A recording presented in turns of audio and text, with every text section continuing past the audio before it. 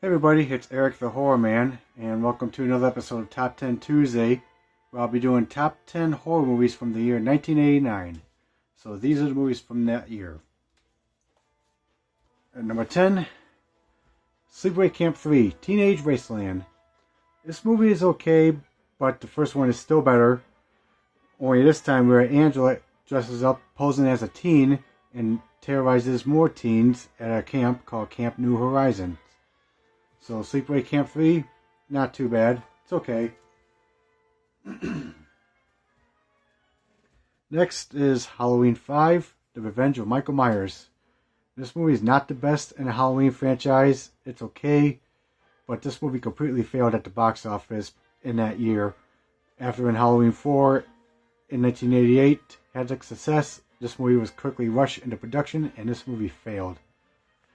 And yes, this movie is where Michael Myers continues his rampage to do anything to kill his niece and anyone that gets in his way. So Halloween 5 is okay of a film. Next, Pet Sematary, the original. This movie is a fun, classic horror movie from Stephen King, where a family moves into their new home and there's a path that leads to the pet cemetery, but over under is the Indian burial ground, where it has powers to resurrect the dead. And once you bury someone up there, they don't come back as the same person.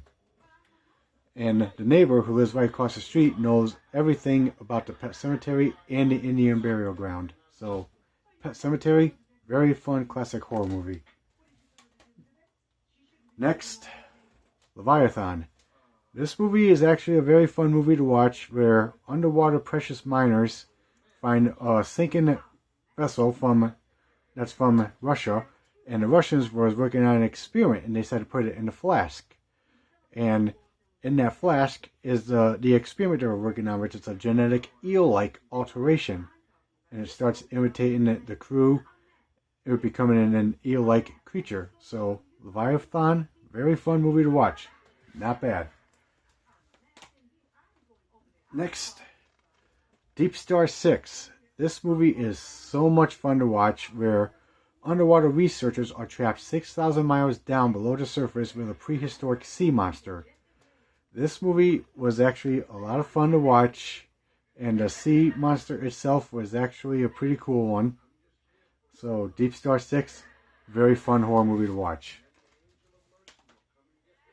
Next, The Horror Show, aka House 3. Some people may like it, some people may not, but I really like this one. I thought this was actually a good one. I thought Lance Henriksen did a good job in this one. I like his work, where he plays a cop who goes after the killer who was electrocuted in an electric chair, but his spirit is terrorizing him and his family. So now he has to find a way to put an end to the killer. So, The Horror Show, aka House 3, not bad of a movie, very fun to watch. The first 3 House movies I really like the most. Next, Intruder.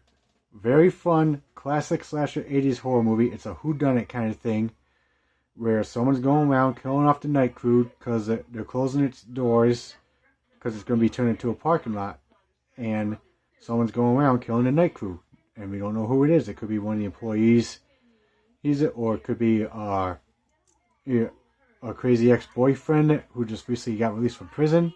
So, Intruder, very fun, classic slasher 80s horror movie. Very unique kills that are a lot of fun.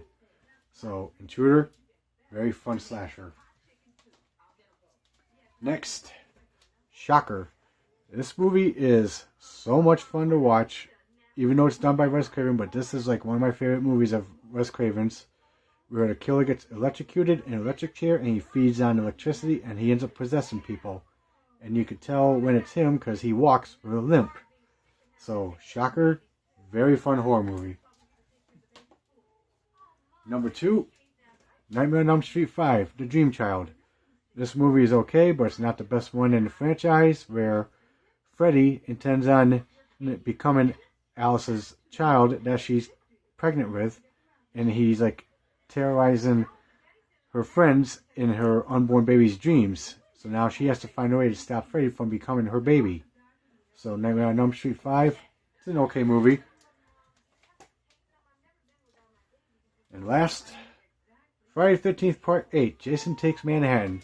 This movie's okay, but it's not the best one in the franchise, where Jason gets resurrected and terrorizes a group of teens on a cruise ship heading to New York City.